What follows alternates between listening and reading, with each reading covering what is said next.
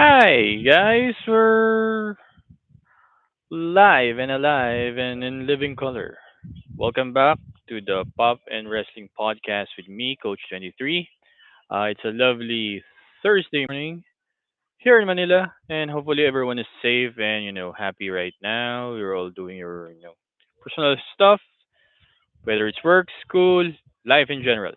So yeah, welcome again to Pop and Wrestling Podcast where we talk wrestling, anything wrestling, pop culture, and life in general. So it's for me. I'm quite excited about the topics that we're going to discuss today.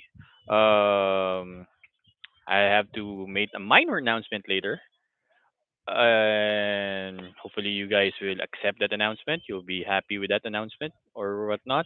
But yeah. So yeah, first things first. As I mentioned yesterday on the podcast yesterday, is that I'm supposed to do an AEW review today, but unfortunately, Freudian slip.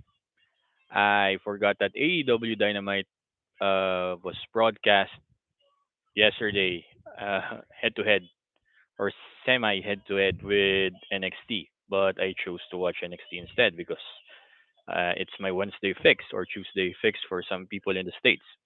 Um, so we're not going to discuss anything AEW. Well, we're going to discuss that AEW today, but not the Dynamite review. Probably we'll do that next week. And yeah, probably on Monday, Sunday or Monday, whenever I feel like it, we're going to discuss or review Wrestle Dream that will happen this Saturday on pay per view. Headlined by Brian Danielson, AEW World Champion Brian Danielson defending against John Moxley, uh, which is probably, hopefully, I don't know, the possibility of Brian Danielson's last full time match as a wrestler. He said that he'll be retiring if he loses the title, but I don't know. But yeah, so lots to unpack here. So AEW. So when did AEW started? So it's a concept. Way back 2018. A little history lesson, and three or four gentlemen who call themselves the elite had this concept. A certain dirt sheet writer made a Twitter remark that no independent wrestling will produce a 10,000 seater pay per view or audience a show, and the elite, which is comprised of Cody Rhodes, the Young Bucks, and oh, hey Paulo, sup, morning. So yeah, starting. So AEW. You're here. I didn't even announce that I'm be showing today or what time, but yeah, thank you, Paulo. Spread the word. Um, so yeah, the elite were comprised of three or four person. So it's Cody Rhodes, the Young Bucks, Matt and Nick Jackson, uh, and Kenny Omega. So they took the certain dirt sheet writer remark as a personal challenge, and they booked, I believe, the Wintrust Arena in outside Chicago, and they booked more than like 10,000 people there. So that's the concept of AEW. So they called the show All In, which is also fun fact. It was named by Cody Rhodes' sister. So I believe she needs to have to be, compensated for that, but I don't know. It's their discussion. So yeah, then afterwards, according to some story, there a certain billionaire or son of a billionaire there in All In at that time. His name is Tony Khan. His dad owns a automobile parts, auto parts. So they're selling auto parts to different car manufacturers, and they own a Fulham football team in the UK, and of course the NFL's Jacksonville Jaguar, which is one of the saddest team there right now. They're paying a quarterback of 200 million, but they're not producing any wins at the moment. I believe they only just have one. So yeah, And as a financier, he backed them up, and All Elite Wrestling was born.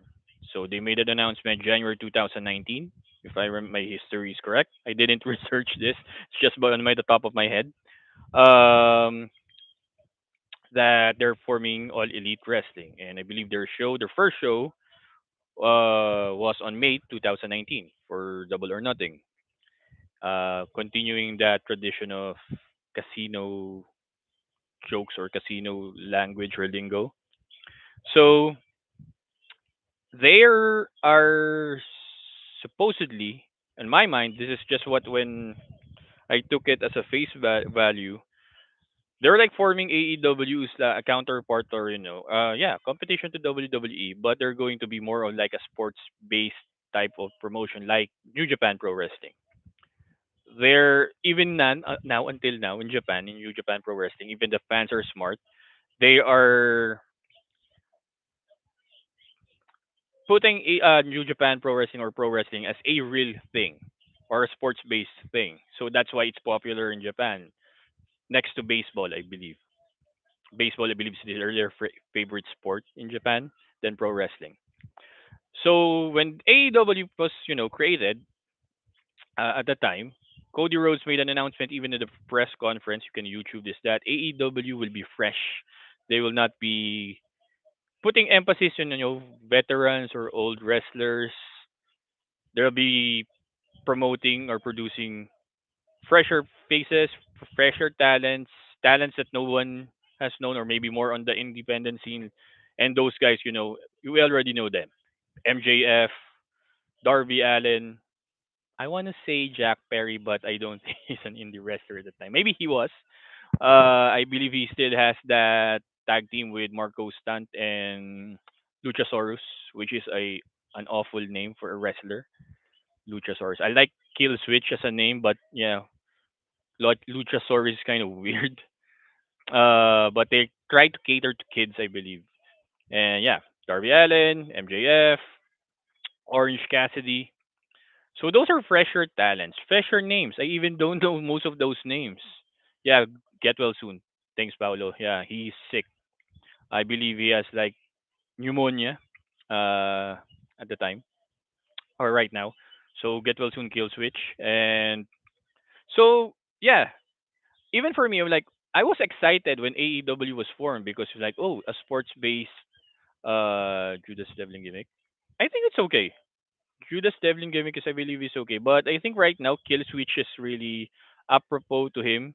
He just needs to change his mask. It's still Luchasaurus type. They just spray painted it black.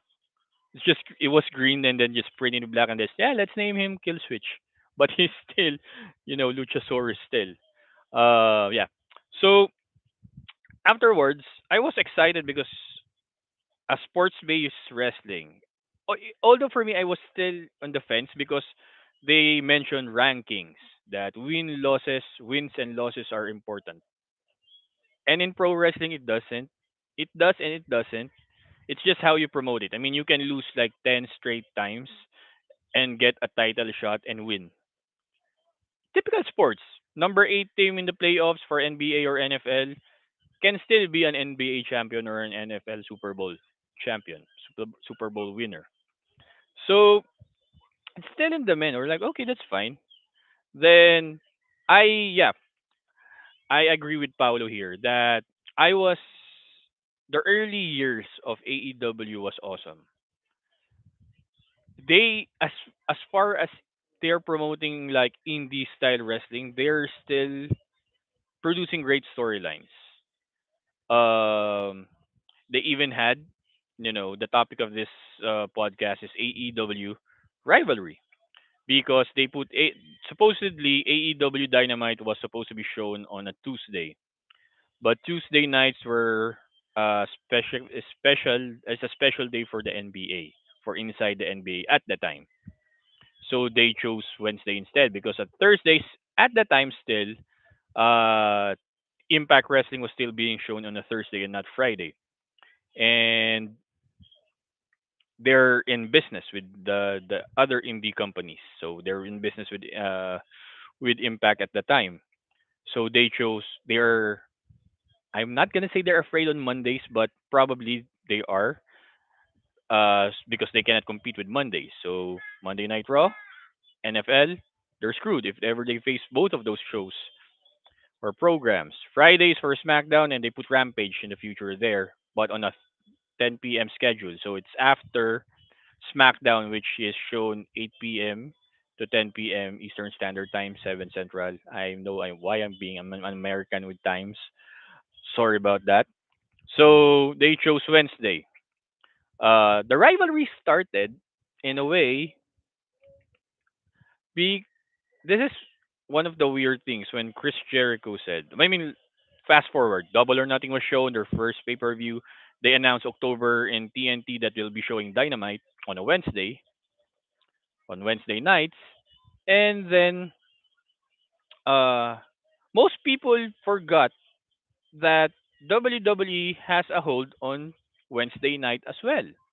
It's not on network television or cable TV, but on the WWE network, NXT is being shown on a Wednesday.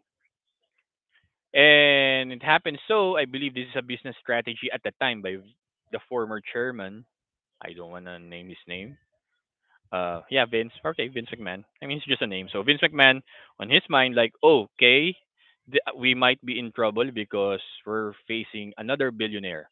And at the time, Chris Jericho is correct. His boss was richer than Vince, and because of his father's money. I mean, Shahid Khan's net worth is like 11 billion now. Still, he's a richer dude, but he didn't get rich because of wrestling. He got rich because of his personal business with the auto parts or the auto parts business.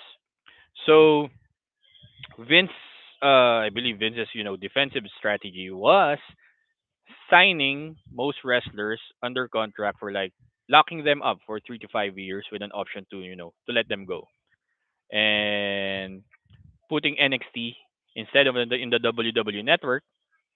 I believe he convinced USA Network to sign or get or purchase a deal or have the license deal of NXT, and they did that. NXT, I believe, debuted before 2 weeks. I believe 2 weeks or 3 weeks before Dynamite. They debuted around like 1.1 million in viewership. Like I said, this is just on top of my head, and so they have at least a 2 hour, 3 hour head start. But that's the thing. Back then, NXT was in the black and gold era. It's purely in my mind, in my opinion, the indie style NXT because you have Adam Cole, the Undisputed Era, Malachi Black, Keith Lee, Dijakovic, uh, Gargano and Champa, those guys. And mostly of those guys, yeah, they came from the independent wrestling, Ring of Honor, Pro Wrestling Guerrilla, CCW, New Japan Pro Wrestling, some of them. And then Dynamite opened, they are on a head-to-head battle. Thus, the Wednesday Night Wars. I believe during that time, I forgot maybe more than a year that they are a head-to-head battle. I believe NXT just won like 2 or 3 times, and they're really beating NXT. AEW was beating NXT in terms of viewership, and it's funny because that's fine. I mean, it's competition. It's like the old WCW Nitro, WWE Monday Night Raw ratings war. But that's the thing. They didn't bring any new audience. AEW debuted at 1.4 million viewership. That's their highest until now, and that was like 5 years ago. That they haven't replicate. And as I said, episode one on my TikTok page, that it's a different time and value set of values way back in the 90s when ECW is trashing both WCW and WWE. WWE is trash talking WCW or ECW, and the three-way battle for supremacy of wrestling during the late 90s. So it's a weird concept because yeah, WWE took shots against AEW for like once in a while. I mean, Triple H shot again when he was talking to Billy Gunn during their Hall of Fame speech, ceremony in was it 2019? 2019, yes, still 2019 before WrestleMania 35, and it was like Triple H said that yeah, I believe Billy Gunn said yeah you cannot you cannot fire me, I don't work here, and Triple H comment was like yeah Vince will just buy that Payson company so he can fire you, which is a funny line. But it's just trash talking. But it's like it Triple H was in DX mode at the time because they were being inducted in the Hall of Fame as a group. Then that Sami Zayn's comment, I believe, when he was doing the lie detector thing. I like the DX whole, yeah, the DX. The speech yesterday or last 2 days ago was funny as well when they redid the presidential speech during 1998 when Bill Clinton was allegedly sleeping with Monica Lewinsky, and but they were like prohibited by USA Network to curse. But the funny thing about that DX kit 2 days ago or yesterday, I believe, yeah, yesterday, was it's more on the mil- the Gen Z slangs, skibidi, skibidi Ohio. I was laughing at that one. Where skibidi means bad, I believe. My Gen Z lingo is bad as well. I'm 41. Shows in the face. It shows in the hairline. I just ponytailed my hair because it's messed up. I have a beard. Um, so it was a rivalry. Then Chris Jericho, I agree. Like I said, I totally agree that the first 2 years of AEW, even during the pandemic era, they were really, really good. They were awesome. Awesome storylines, awesome matches. Until it's just weird thing. Like I said, WWE might take shots against AEW here and there, but it's not as, glaringly there like what AEW was or still is doing right now. They're trash talking, WWE for some reason. In my mind, they're trying to get WWE's attention, and WWE is doing the best possible way of not acknowledging them. In a weird scenario, they want they want WWE's acknowledgement, or they want to be acknowledged that they're a competition. But they have, yeah, like I said, sure, they have beaten NXT in terms of ratings, but NXT didn't fold. NXT is still being shown right now. They moved to a different day. Unlike WCW or during the WWE, WCW, ECW era, ECW went bankrupt. WCW was bought by WWE. NXT just moved days, and now they moved, to a new network. For them, it's a better network for them because CW is catering to the younger ones. And then, if you're ring, hi, that's my youngest kid. He's playing and watching Bluey, which I think I will be discussing a Bluey episode next week or maybe the next few weeks to come. Um, and then, uh, that I believe during the pandemic, Vince realized that they're not going to AEW isn't going to beat them, and that's why during the pandemic he furloughed or released a lot of talent just to get revenue because at the time the world has shut down. NBA, they used the bubble. NFL did the same thing. They had the audience or like cardboard pictures of people, and WWE had the Thunderdome. AEW had their place in Daly's place in Jacksonville with the audience or their wrestlers there that they signed, which I believe right now, as per most of the podcaster in the podcasting world, said that the amount of talent that Tony Khan is paying them is like more than $110 million. So that's a lot of people to pay for. And yeah, they are doing or they're producing good storylines at the time, but still they're trash talking WWE. They're trying to get that acknowledgement from WWE, which WWE I believe doesn't really want to give them. Tony Khan still trash talking. Chris Jericho still trash talking. I mean, I believe during SummerSlam 2021, Ariel Helwani interviewed Triple H because of his health. because this is the time that during 2021, Triple H was placed again as the head of WWE Creative, and Ariel Helwani made a comment or asked him like, yeah, what about the AEW or WWE NXT rivalry? And Triple H, to some people, if you know how to read body language, how to read tones, even for me, there's a minor condescending tone that, yeah, they beat our developmental brand. Congratulations. But we just moved a date to a different day. We didn't shut down the business. And then Chris Jericho went to the Twitter rant that, hey, my boss is is better than you, is richer than your boss, which is correct. But that's the thing. Vince McMahon became a billionaire because of pro wrestling, not because his daddy gave him $1 billion or whatever. Then Chris Jericho was also making this comment about in 3 to 6 months we'll be beating Monday Night Raw in ratings because back at the day at the time Monday Night Raw was like doing 1.8 1.6 million viewership on a live schedule every Monday night. So they have like that goal because during at the time even the pandemic era AEW was getting like millions of viewership at the time. And I'm like because fans are still invested, fans still wants to watch them. Even for me. I mean Kenny Omega was at the time was a beast even he had a better personality even before during his New Japan Pro Wrestling days. In AEW he can tell us a better story as a wrestler than just although he's doing still the 3 4 5 V triggers one wing angel which is I believe one of the most protected finishers in wrestling. I believe only one or no one has kicked out yet.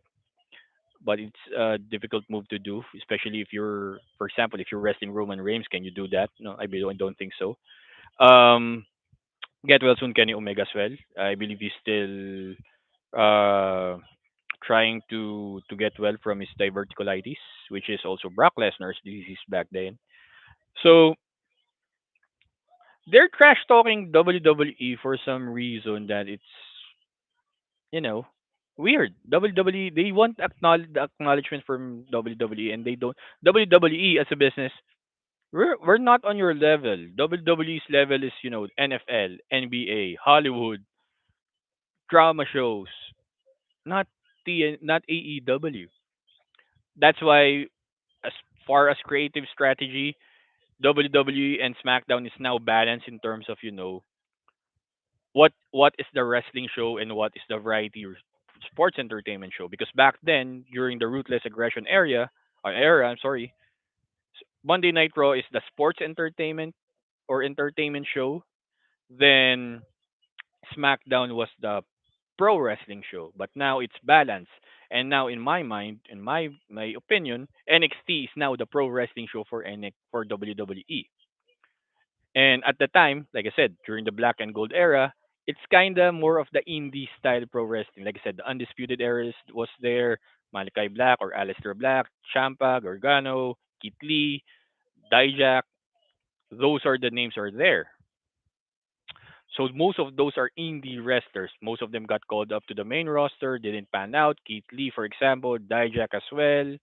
Um, right now, Gargano and Ciampa are on SmackDown as a tag team for DIY, which is still good. Um, and they're still trash talking. I mean, in a weird way, Tony Khan's booking was weird.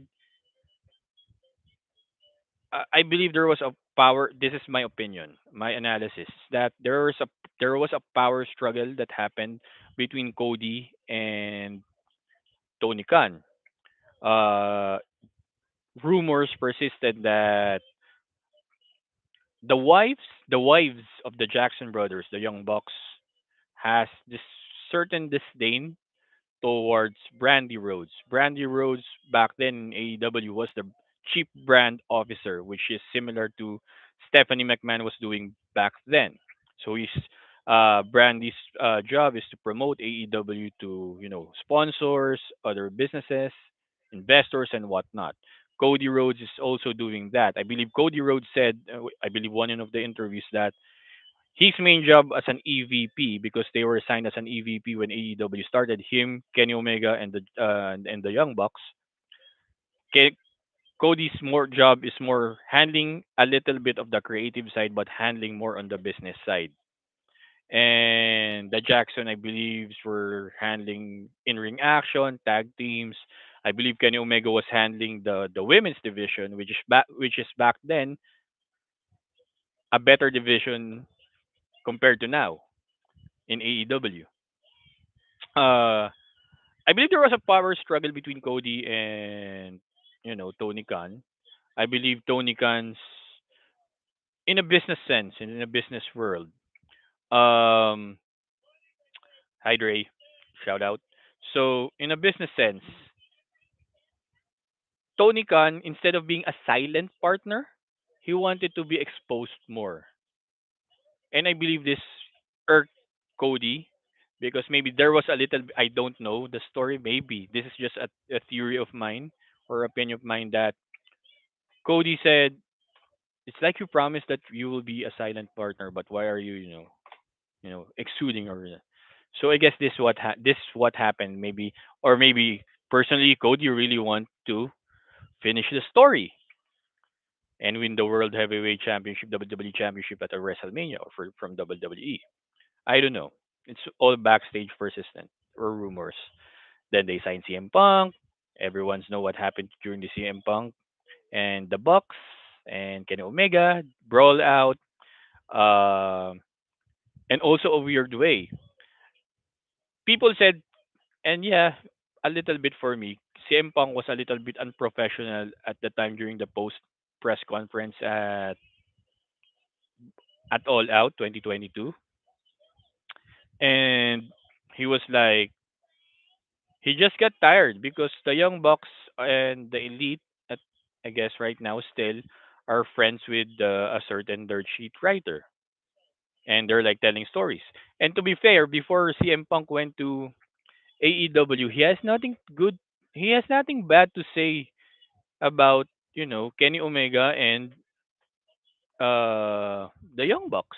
He is actually respectful. He was like, I can't wait to wrestle them. They're a really great talent. Looking forward. He's that. He's being professional and respectful until he found out that the Young Bucks, not Kenny Omega, I believe, but Hangman Page, they were like trash talking him in the dirt sheets. I'm like, I'm just here to help, which is the professional way, which I believe CM Punk is doing right now in WWE and in NXT. So they took it like as a power struggle between Punk because I believe uh, Tony Khan when you hear him talk or when he's doing interviews you can hear him say, "Oh, CM Punk is my favorite wrestler. Chris Jericho is my favorite wrestler." He's doing that. So they felt like there's another power struggle happening. And that's what happened in All Out. Brawl Out happened. All in Wembley. The Jack Perry incident happened. And Tony Khan is a weird cat. He's a weird dude. I don't know why, but he's a weird dude. If people will see this video because I tag AEW here, I don't care. He's a weird dude. He might be a billionaire, but I'm married with 4 kids. I'm happier than him. That's what I can say.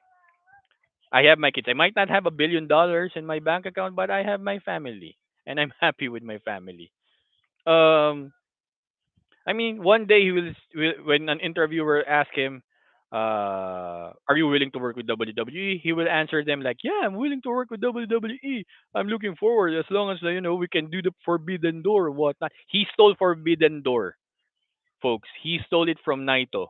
Naito was the first one who coined the phrase "Forbidden Door" in pro wrestling, not Tony Khan. He stole it from him, and Naito is just a good guy that he doesn't want to sue him. But if I'm him, I will be suing him. Come on. You stole my idea. You stole my phrase. And one day he will think, yeah, we open the forbidden door for WWE. Then after the next day, he'll be trash talking them. Oh, we are the Pepsi of pro wrestling. WWE is a Harvey Weinstein of pro wrestling. Harvey Weinstein is a producer in Hollywood that's had or was, convicted. I believe he was convicted for sexual allegations. So he's like, yeah, Harvey Weinstein of pro wrestling. I mean, it doesn't even make sense. I mean, you can, but for me, folks, guys, it's apple and fish. When you fresh apple and fresh fish. fish, has a bad smell when it's fresh. Apples doesn't. So for me, WWE is still an apple to everyone's eye, especially right now that the chairman left, or was, relieved from his position, and Triple H is, doing the best work in WWE business wise. Him and Nick Khan are doing a great tandem in, handling both business and creative. And look where WWE is right now. They're on top of the world. They're getting $1 billion in, you know just from their shows.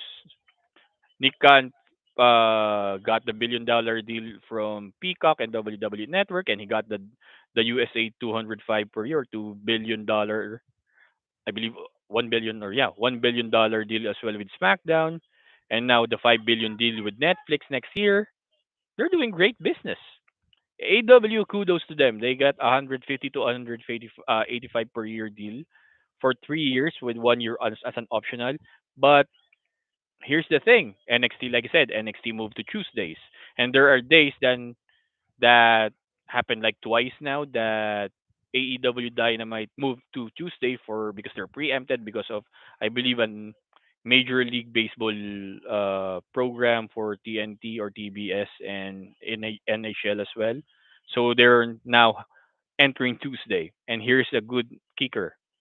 Last year, I believe, or 2 years ago, yeah, I believe it was last year when NXT had John Cena, Undertaker, Cody Rhodes in the same, well, in an NXT show that's opposite AEW with, I believe, Edge debuting for Dynamite and Title Tuesday for AEW Dynamite.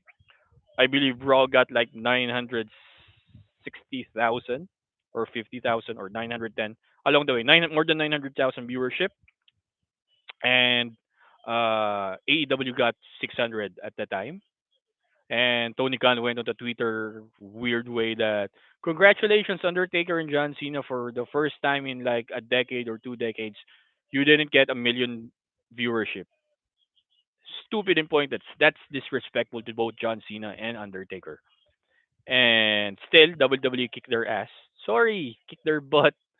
And yesterday, like I said, a Freudian slip. I know this a few weeks ago that they'll be facing off yesterday, NXT and Title Tuesday for Dynamite, the go home show to Wrestle Dream. Yesterday, NXT did 800, more than 850,000, I believe 860 or 70,000 viewership. Still not under the million, but that's fine. That's NXT's threshold. Dynamite got 329,000 viewership, and that's a rivalry, as they claim they is. You just, you just look at it. If it's a rivalry or not. I mean, yeah, we can talk about WWE AEW for a long time. Um, and it's going to be a fun thing to talk about, a daily debate. I mean, even in our page, like Paolo Dai for Pro Wrestling Pinas, where most of us are WWE guys, but we respect AEW some, but just don't force it in our throats. Don't force anything in anyone's throats. It's bad. Figuratively and literally, don't do that. But yeah, we can talk about AEW WWE rivalry if there is such in the next few days, next few weeks to come, months, whatever. And now, Throwback Thursday. I said I'll be doing Throwback Thursday, and what we can discuss is what I'm wearing.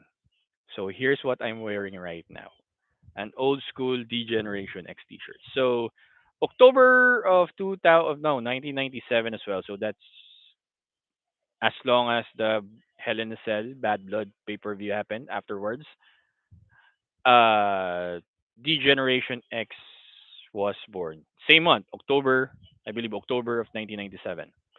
Uh, Bret Hart, or actually, I believe it was Vince Russo that coined the phrase or the name D Generation X. But people are saying Shawn Michaels, people are saying Triple H, people are even saying Bret Hart coined the phrase D Generation X because of the Generation X uh, rap or bad rap at the time. Uh, we're millennials. I was born in 83, so we're millennials. I'm part of the millennial generation, 81 to 1999 or 2000, I believe, are millennials. So Shawn Michaels and Triple H were the Gen X guys, and Bret Hart are, keep calling them like degenerates, And during, I believe, it was the time that Shawn Michaels, Triple H were tandem along with China and Ravishing Rick Rude, who was like the insurance policy or bodyguard of Shawn Michaels. And they're like getting, they're trying to change something. They're trying to revolutionize. If you know, I have, if someone wants, I can, send it to you via email or whatnot. I have a soft copy of the unauthorized uh, history or biography of D Generation X. It's a funny book because there's like this banter. I don't know if it was really Shawn Michaels or Triple H who wrote it, but it was funny. So they don't have a name. I believe at the time they were naming themselves the Click because that's their group name or the backstage group name. Between Shawn Michaels, Triple H, Kevin Nash, Scott Hall, Diesel, Razor Ramon, some 1, 2, 3 Kid, Billy Gunn, and Road Dogg to an extent. They were the Click. And at the time in wrestling, or until now, I believe even in if you're in high school, you have cliques and groups, and they have that. Those were they're naming themselves the clique, but it doesn't stick. Click, no, whatever. Undertaker has his group, the BSK, Bone Street Crew, consisting of him, Crush, Yokozuna, the Samoan wrestlers, Godfather, I believe, is part of them. So the Godwins, and they were like, I'm giving my kid the ball. So they were like, so click. So Bret Hart at the time was the leader of the Hart Foundation, with Owen Hart, rest in peace, British Bulldog, rest in peace, Jim the Anvil Neidhart, rest in peace, and Brian Pillman, the loose cannon, rest in peace as well. Imagine that out of 5 members of the Hart Foundation, only one remains, and that's Bret the Hitman Hart. So he keeps calling them degenerates, and Shawn Michaels life is like, you know what? I'm getting tired of, Generation X getting a bad rap. So you know what? That's fine. I'm a degenerate. You can call me degenerate. And he was like talking to Triple H, like, how about you? Do you see yourself as a degenerate? Like, yeah, I think I am. So yeah, we're degenerate. And they called themselves Degeneration X. And the rest, as they say, is history. Um, so for the past October, November, December, January, February, March, 5 months, Degeneration X was on top of the WWE. We will talk what happened in November of 1997, probably before Survivor Series, because it's a popular time to talk the Montreal Screwjob. So they call themselves the Generation X, and if my memory serves me correct, again, the theme song of the Generation X started after Survivor Series 1997. That's another fun fact. So in between October and Survivor Series 1997, they're just using Triple H or Shawn Michaels music, the Heartbreak Kid music before the Generation X, and that's when they even had a pay-per-view named after them. Survivor Series 1997. Then afterwards, it was In Your House, the Generation X, and headline I believe was Shawn Michaels versus Ken Shamrock, and Triple H versus Sergeant Slaughter in a boot camp match.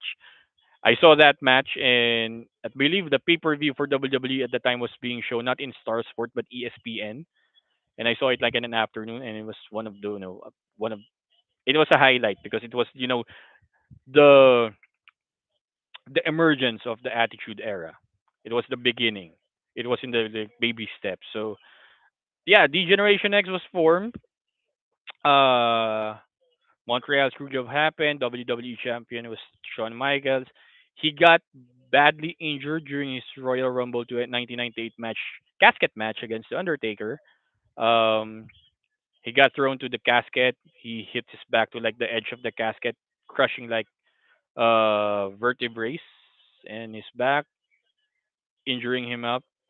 And I believe right now, even in during interviews, like he apologized to Stone Cold because at the time Shawn Michaels was addicted to painkillers and other drugs, alcohol, and because of his back, he wasn't able to give Stone Cold Steve Austin a good match. And this was the transition between Shawn Michaels to Stone Cold Steve Austin as the face of WWE at the time.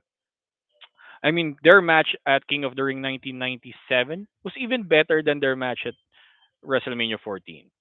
So the Generation X, had a run. The first version had a run between October and until March of 1998, October 1997 to March, until Shawn Michaels got hurt. He got surgery. He cleaned this act, I believe. No, not yet at the time. He was still like in a bad place. It's a story for a wrestler profile, maybe the next week. Um, then afterwards, uh, as Triple H said, he got the ball from Shawn Michaels and he's running with it. And the day after WrestleMania 14, Sean Waltman, better known as the 123 Kid, as X Pac, debuted or re-debuted in WWE. And at the end of the night, during the steel cage match between Cactus Jack and Chainsaw Charlie Terry Funk, between the New Age and New against New Age Outlaws, they interfered, and DX was formed or reformed under the group of Triple H as a leader, X Pac, the New Age Outlaws, and China.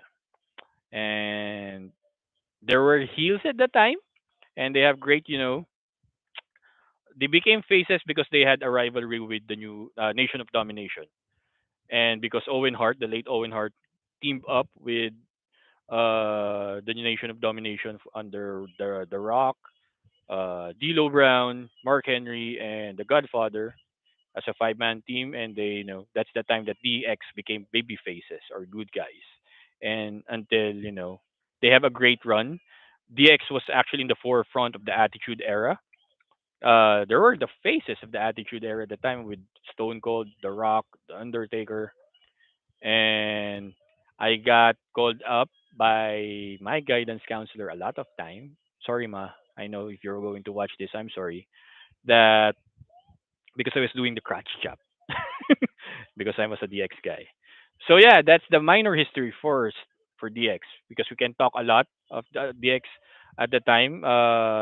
Afterwards, how did the first version of or the second version of DX broke up and the reemergence way back in 2006 during the ruthless attitude or ruthless aggression era.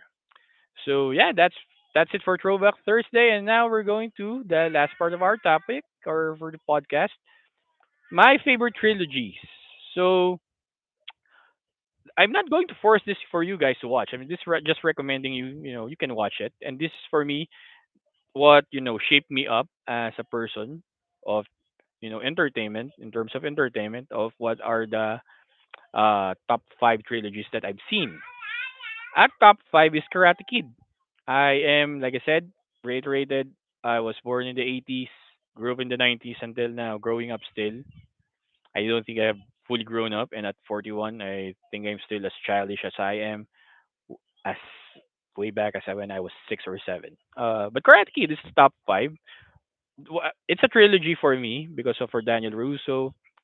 The history of Karate Kid, during the 80s, if you're an 80s kid, it's an awesome trilogy because it stars an underdog, Daniel LaRusso against Cobra Kai. Now, if the younger generations, what is Karate Kid? Karate Kid is the precursor or the prequel to Cobra Kai in Netflix, which is an awesome show. I'm a huge fan of Cobra Kai. I love Cobra Kai and can't wait for it to be finished with. I believe November is the second part of the sixth season. Third part will be next year. Then afterwards, the new Karate Kid movie with Daniel LaRusso, Ralph Macchio, William Sabka, and Jackie Chan from the Karate Kid, I believe in 2010 with Jaden Smith. So I recommend you to watch it because for an 80s movies, it's an awesome movie or awesome trilogy. So at number four, it's Back to the Future. Who doesn't like to time travel? Who doesn't like to go back in time, smack yourself in the head, your younger self in the head, and say do this and do that? But that's not the theme of the story. It's part of the theme, especially in Back to the Future too. But you're not an 80s 90s baby if you haven't seen Back to the Future as a trilogy. It's number four for me. It's my fourth favorite trilogy because I like Michael J. Fox, love most of his movies, and like I said, who doesn't want a time traveling car and that can fly?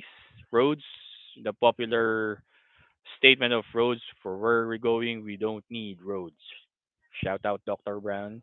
Um, yeah, first movie, second movie were great. The third movie not so much because they went to the western part, which is feel felt like weird. But I don't know. I'm not a producer, not a writer, but yeah, 2 out of 3 still in the movie trilogy. It's still a good movie, good trilogy. It's just a great, he had a great ending, and but yeah. And at number 3, so this is a recent one, and because I'm a stickler for Marvel, so this is Thanos. My favorite Marvel trilogy, I have to put it as number 3, Captain America trilogy. So that's Steve Rogers one because I know there'll be another Captain America movie next year, but that's Sam Wilson, that's Falcon. So the Steve Rogers trilogy. So the First Avenger, the Winter Soldier, and Civil War. Uh, the Winter Soldier for me, yeah, it's still my favorite Marvel movie of all time. The MCU movie, the MCU part. They're my favorite MCU movie, followed by Endgame. But yeah, for me, Winter Soldier, I'm stickler for action, for political, war or political things or stuff, conspiracy theory. The action of Winter Soldier tops a lot, even action movies for me, especially that Washington Street fight between Captain America and Winter Soldier. There, it's like one of the best action sequence I've seen in a long time. Yeah, of course you have your John Wicks, but John Wick is not a trilogy. You have 4 movies. It's a saga now. So if you have trilogies, that's it. One, two, three. That's called trilogy. So for me, then Civil War was there, which is for me it's like an Avenger, 2.5 because most of the Avengers are there, but they just called it Captain America Civil War. But yeah, that's my favorite trilogy. Third favorite trilogy. Second one and the top one that I have could be interchangeable, but you really need to dwell on or really need to understand the movies before you say you like it. And for me, when I was a kid, I don't like this type of movies until I read the book, and then afterwards I read the movie. The Godfather trilogy. Godfather 1, Godfather 2, Godfather 3. So Godfather 1 and Godfather 2 were the best, or at least tied for the best. Who will forget the great uh, acting from Godfather 1, Al Pacino, the great Marlon Brando as Vito Corleone and Michael Corleone.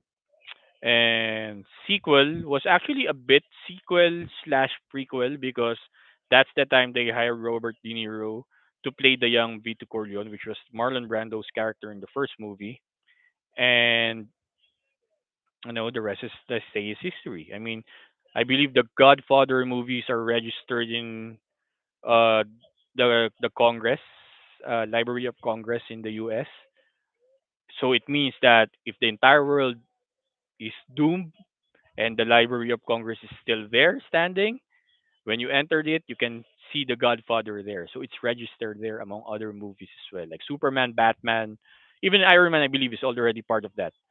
So Godfather 2 is my top two trilogy, and my top one. And like I said, this is going to be interchangeable with top two. The Dark Knight trilogy. What can I say? Christopher Nolan's masterpieces from Batman Begins, The Dark Knight, and The Dark Knight Rises. So, yeah, Dark Knight Rises is kind of polarizing because it's not really as good as the first two Batman or Dark Knight movies from Christopher Nolan. Batman Begins, you know, they really during the 80s, 90s, if you're a fan of the Batman movies, Michael Keaton and George Clooney and Val Kilmer, they added comedy elements in there. But when Christopher Nolan signed in 2004, 2005 to direct the Bat for Batman Begins, he hired Christian Bale as Batman. He added a much darker and serious tone to the movie, so it made Batman series again and darker and more real, grounded. So Batman Begins for me is the tipping point of superhero movies afterwards because if you ask like John Favreau or other superhero comic book director, most of them are saying that their inspiration to do their movies is Batman Begins of the origins, especially the origin story. Then of course, who can forget no Dark Knight, the Dark Knight. Heath Ledger as the Joker is still until this day the best gosh darn not cursing gosh darn Joker that I have ever seen in my life. Yeah, Jack Nicholson was great, but he's already an Academy Award winning actor at the time. But Heath Ledger was wow. When they signed Heath Ledger to be the Joker, I was a pessimistic. I was cynical that really broke back Ledger. 10 Things I Hate About You, which is an awesome movie. Heath Ledger, Australian thick accent Heath Ledger, and you're going to sign him as the Joker. Really, DC, really. And then my stance changed just because of one trailer, and it's not even a full trailer. I was watching Cloverfield with with my friends at the time. Cloverfield's the alien with first person shooting like a camera. They're like aliens are attacking. So one of the trailers from that movie was The Dark Knight, and it's not a trailer; it's a teaser of like the Batman logo, and it was just bat. And you, there's no characters, there's no people there. It's just voices, and you can hear Christian Bale's "Where you kill me." So he was talking like that, and then I heard someone answer, you change things forever. To me, you're just a freak like me. And I was like, if that's Heath Ledger, and until now I'm still getting goosebumps when I'm doing or this trying to remember that. I'm like, oh no, I made a mistake of trash talking DC or sending messaging board like, why are you hiring Brokeback Ledger? And then when I saw his overall character, the way he acted, until now it's one of the best acted uh performance for a superhero that I've ever seen. Yes, you have your Robert Downey Jr. as Tony Stark, Captain America, Thor, Christian Bale as Batman, Ben Affleck as Batman, but Heath Ledger is the ultimate actor who acted a superhero or comic book character and bring it to life, and he made it his own. And for me, The Dark Knight is still my favorite superhero movie of all time because I'm stickler for Batman. Plus, you added that Heath Ledger performance as the Joker. Come on, nobody can top that. Nothing against Joaquin Phoenix Joker and Foley the Do, I believe is how it pronounced. Nothing against Joaquin Phoenix. He's an awesome actor. He won the Best Actor as portraying a Joker, the Academy Oscar Awards, which Heath Ledger won as a Best Supporting Actor as well. So both Jokers won Best Acting trophies in an Oscar for portraying a DC character. So, but nothing against like I said, Joaquin Phoenix. When I saw when they said Joaquin Phoenix as the Joker, and they had Robert De Niro in the first movie, I'm like, oh, it's a gangster movie. Until I saw it that no, it's not a gangster movie. It's more of a mental health issue type of movie. It's not my speed. Nothing against mental health issues. Like I said in the first episode, talk to someone if you have mental health issues. That's the first thing I would advise you or tell you my opinion. Talk to someone, but it wasn't really my speed. That's why I haven't seen the second Joker movie right now because it's not my speed. Maybe when it comes to HBO Go, I'll definitely see it, but I will not be paying, go to a movie. The sad thing that I mess up is that I haven't seen the Transformers one movie, the cartoons. People are saying it's good, even better than the live action, but I haven't seen it. So for me, that's right. That's it. That's my best recommended top five movie trilogies of all time. Uh, and afterwards, yeah. So here is a minor announcement, as I said. So couple of minor announcements. I'm not Tony Khan, so I'm just minor, no major. This is not a clickbait, but I'm stickler, like I said. This is because I'm wearing a D Generation X T-shirt. I'm a rule breaker. Um, by next week on the Pop and Wrestling Podcast TikTok page that I have. So if you're following me, that's good. Not spread the word. I'll be uploading full matches of full WWE or AEW matches that I have in my hard drive. And will be uploading it on my TikTok page, and you can see it there. Which I could do it every day. I could do it maybe once a week, so and not everyone will get tired of it. But yeah, I will be uploading full matches, WWE wrestling matches or full wrestling matches next week on my TikTok page. So follow me at Pop and Wrestling Podcast TikTok page. It's still again the logo, as you can see the logo here, the luchador mask, Pop and Wrestling, and also tomorrow, which will be episode 6, we'll be talking. Ooh, what's my agenda for tomorrow? Forgot. Oh yeah. So for tomorrow, episode 6, we will be talking about my review for Mr. McMahon uh, documentary in Netflix. So it's already statute of limitation of spoiler alerts are already over because already more than 1 week. My opinion about podcast, interesting because I'm doing a podcast slash blog with my son as my audience and while watching Bluey. And my second part for BPO tricks and tips next, well, tomorrow, that will be tomorrow. So, also another thing for tricks and tips for BPO or call center, whoever wants to to apply, I'll be posting most probably starting next week or maybe the next few weeks of, yeah, BPO tricks and tips, how to pass an interview, how to do in training, how can I, help you out for you guys to be confident. I'll try to do that as much as I can. Trying to coach you. Hence the name Coach 23. So yeah, thank you guys, Paolo, Andre, and whoever saw my live podcast. Hopefully you guys were entertained. I'll see you guys tomorrow here again in Pop and Wrestling Podcast with me, Coach 23.